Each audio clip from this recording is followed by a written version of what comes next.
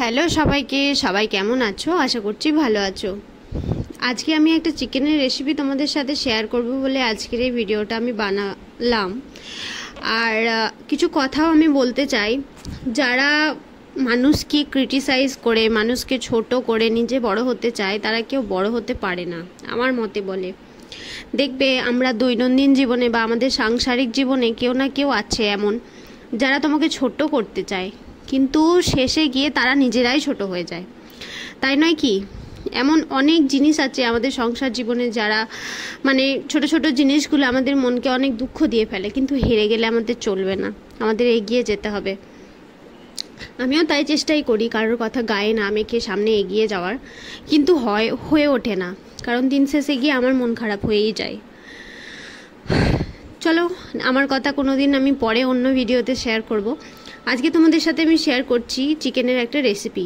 প্রথমে আলুগুলোকে কেটে নিয়ে গোল গোল করে ডুমো ডুমো করে আলুগুলো কেটে তেলের মধ্যে, তেলটা একটু গরম করে আলুগুলো ভাজতে দিয়ে দিই। আলুগুলো বেশ লাল লাল করে ভেজে তুলে নিয়ে ওই তেলের মধ্যেই একটু শুকনো লঙ্কা, একটা তেজপাতা দিয়ে মাংসগুলো ছেড়ে দিই। মাংসগুলো ছেড়ে দেওয়ার পরে একটু ভাজা ভাজা হয়ে আসলে তার মধ্যে টমেটোটা দিয়ে একটু ভাজা ভাজা করে নিয়ে তার মধ্যে পেঁয়াজ, আদা, রসুন, কাঁচা লঙ্কা বাটাটা আমি ঢেলে দিই।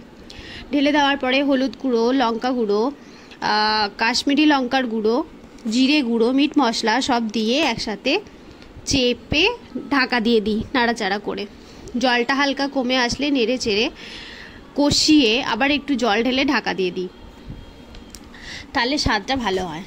কিন্তু কি জানো তো, আগে আমি যেভাবে মাংস বানাতাম সেই মাংস আমার ঠিকঠাক মতো স্বাদ হতো না, মানে স্বাদ হলেও দেখতে ভালো লাগতো না। কিন্তু ওই যে বলে না, প্রথমে দর্শনধারী তারপরে গুণবিচারী। তো সেই জন্য যবে থেকে আমি কাশ্মীরি লঙ্কার গুঁড়ো ইউজ করা শুরু করেছি, তবে থেকে আমার রান্নার একটা আলাদা রং চলে আসে। যেমন মাংস করলে একটা লাল লাল ভাব চলে আসে, দেখতেই টেস্টি টেস্টি লাগে। খাওয়াটা না হয় আমরা পরে দেখব। তো সত্যি কথা বলতে আমি রান্না সেইভাবে পারতাম না, এখন অনেকটাই শিখে গেছি, আগে কিছুই পারতাম না বলা যায়। তো দেখতেই পাচ্ছ আমার রান্না প্রায় কমপ্লিট।